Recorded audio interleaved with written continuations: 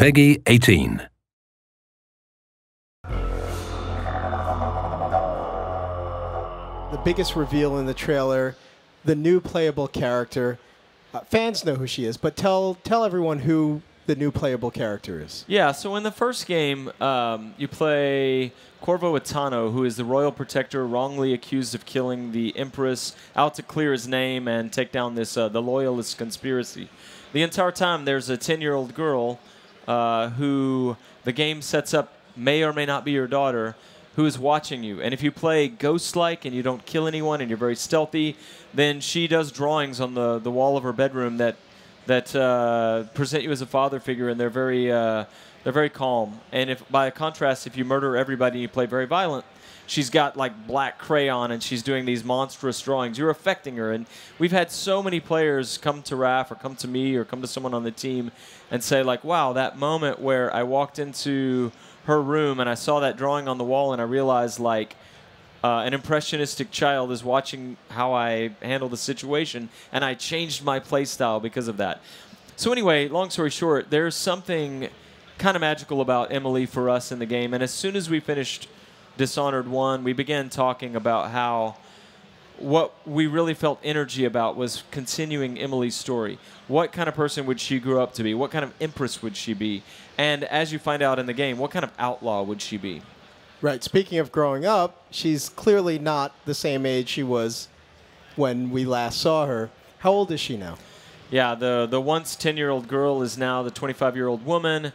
She's been through 15 years of history since the last game and the events of Dishonored 2.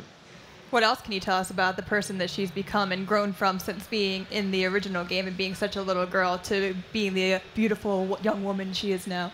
Well, it's, you know, we talked a lot about what she would be like as a person because she was born the daughter of the Empress, very privileged life, living in Dunwall Tower, royalty, best education, all of that.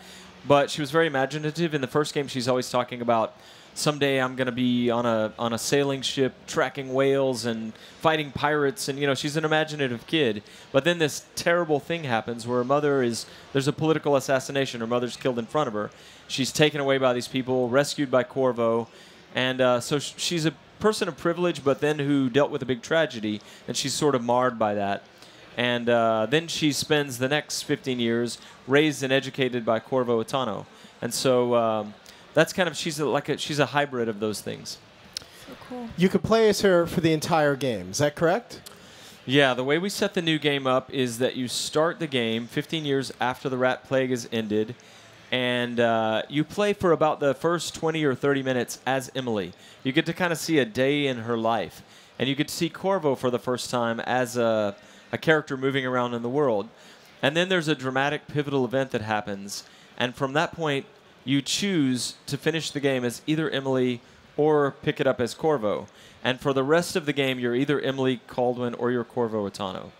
You saw that in the trailer, that they introduced some new powers. Do you want to lead us into those? Can we take a look at those again? Yeah, so what you saw there is Far Reach. Emily doesn't have Blink. Blink was a signature power in the first game. There was a moment where all the powers were optional. You bought them with ruins and you upgrade the ones you want. There was a moment near the end of the project when Rafael Colantonio, co-creative director, said, what if we just gave everybody Blink? And it transformed the game. It was a signature mechanic. But so for Emily, it was kind of a bold call for us to say she doesn't have Blink. She's going to have Far Reach, which allows you to upgrade in many different ways. You can, like, you know, use it to pull yourself across. You can stick to walls. You can, like, yank people toward you and assassinate them in midair. You can do different things with it. It's as cool as Blink, but mechanically different. And at the end of that video, we saw another power she has called Shadow Walk that we'll be talking more about in the future.